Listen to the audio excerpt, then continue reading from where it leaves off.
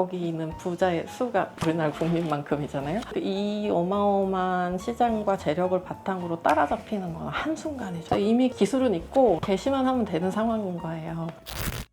2025년도에 기조하고 봤을 때 크게 다른 애가 될 것 같지는 않습니다. 2026년도에는 기존에 추구하던 미의 변화가 자연스러움이나 그런 거를 추구하는 쪽으로 가고 있다고 생각을 하고요. 아이돌의 얼굴도 거기에 맞춰서 저는 변화하고 있다고 생각을 하거든요. 예전에는 무조건 길쭉하고 큰 이목구비, 시원시원한 거 이런 거가 대세였다면은 자연스럽고 획일화된 거에서 벗어나서 개성을 조금 찾으면서 강조해주는 시술의 영역이 더 발달하지 않을까 하고 생각을 하고요. 저는 병원에 가서 시술자하고 상담을 하는 거는 되게 중요하다고 생각을 해요. 미라는 거는 너무 다양하잖아요. 이거하고 맞는 원장님을 찾아가는 게 뿌띠 시술의 성공의 키워드라고 생각하고 2026년에도 새롭게 리뉴얼되면서 출시 예정인 리프팅 장비들이 꽤 있습니다. 대표적으로는 알마사의 악센트 프라임 레이저, 이제 튠페이스로 많이 알려져 있죠. 튠페이스도 2세대가 출시된다고 얘기가 나오고 있는 상황이고요. 보통 기존의 장비보다는 시술 시간이나 효과 면에서 업그레이드가 돼서 나오게 되어 있거든요. 국산 회사들에서도 새로운 기존의 장비들이 많이 출시가 되는 걸로 예정되어 있어서 좋은 결과를 만들어 볼 수 있을 것 같고요. 저희가 이번에 도입한 엠페이스가 아주 여기 부합하는 장비라고 생각합니다. 자연스러움을 해치지 않으면서요. 건강하게 본연의 모습으로 젊어 보이게 하는 모습으로 돌아갈 수 있는 시술들, 극단적인 뿌띠 시술보다는 트렌드를 이끌어 나가지 않을까 그렇게 생각을 합니다.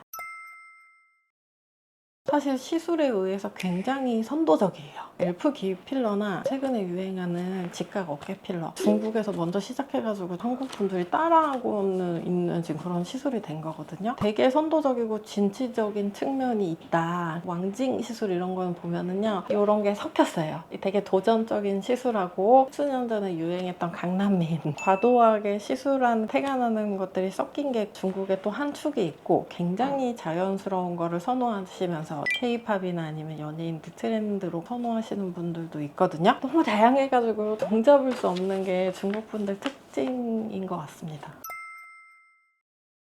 네, 무조건이요. 무조건. 앞으로 되게 강자가 될 거라고 생각을 하고 중국은 원래 어마어마한 내수 시장이 첫 번째거든요. 여기는 관심만 있으면은 세계 1위가 뭐든지 따라잡는 거는 그냥 우스운 것 같아요. 근데 이제 다만 강력한 규제를 얼만큼 풀어줄 수 있을지 미지수라서 알 수는 없지만은요. 조만간에 중국 분들이 한국으로 시술 받으러 오시는 것보다 한국 분들이 중국으로 나가는 날이 올 수도 있겠다. 그런 생각을 하고 있습니다. 거기 있는 부자의 수가 우리나라 국민만큼이잖아요. 이 어마어마한 시장과 재력을 바탕으로 따라잡히는 건 한순간이죠. 한순간. 사실은 지금은 우리나라보다 한 발 늦은 게 사실이에요. 왜냐면은 중국은 특히 의료기 쪽 규제가 세서 제품이 맘대로 들어가지를 못하는 거예요. 중국 본토에도 울세라 써마지가 없어요. 없는 이유가 나라에서 허가를 안 해주기 때문에 없는 거거든요. 그래서 이제 그거를 하러 넘어가려면은 가장 인접국이고 저렴한 한국에 진짜 이것만을 위해서 오세요. 아침 비행기로 와서 시술 받고 다시 저녁 비행기로 돌아가고. 필러 보톡스도 마찬가지예요. 중국 분들 여기 오시는 이유가 기계가 없고 제품이 없고 그 안 좋은 것들만 있는데 터무니없이 비싼 거예요. 그럴